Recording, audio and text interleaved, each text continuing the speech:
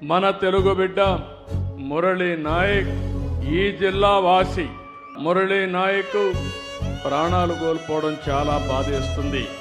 జమ్మూ కాశ్మీర్ సరిహద్దుల్లో పాకిస్తాన్ జరిపిన కాల్పుల్లో మన ఉమ్మడి జిల్లాకు సంబంధించిన వ్యక్తి నిన్న చనిపోయారు. గోరంట్ల మండలం కల్లి తండాకు చెందినటువంటి మురళీ నాయక్ వీర మరణం. దేశం కోసం చనిపోయారు. బాధేస్తుంది. వాళ్ళ తల్లిదండ్రులతో ఇప్పుడే నేను మాట్లాడాను. తల్లి వచ్చి జ్యోతిబాయ్, తండ్రి వచ్చి రామ్ నాయక్. వారికి నా ప్రగాఢ సానుభూతి తెలియజేస్తున్నా.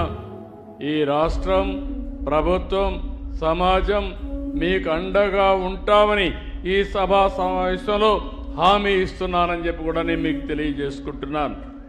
దేశభక్తితో ముందుకు పోవాల్సిన అవసరం ఉంది. మన రాష్ట్రంలో ఉండే అన్ని ప్రాంతాలు కూడా అప్రమత్తంగా ఉండాలి. దేశం చేసే పోరాటానికి ప్రతి ఒక్క వ్యక్తి సంఘీభావాన్ని తెలియజేయాలి. అండగా ఉంటామని నినదించి చెప్పాల్సిన అవసరం ఉందని చెప్పి కూడా నేను మీకు తెలియజేస్తున్నాను. భారత్ మాతాకి, భారత్ మాతాకి, భారత్ మాతాకి.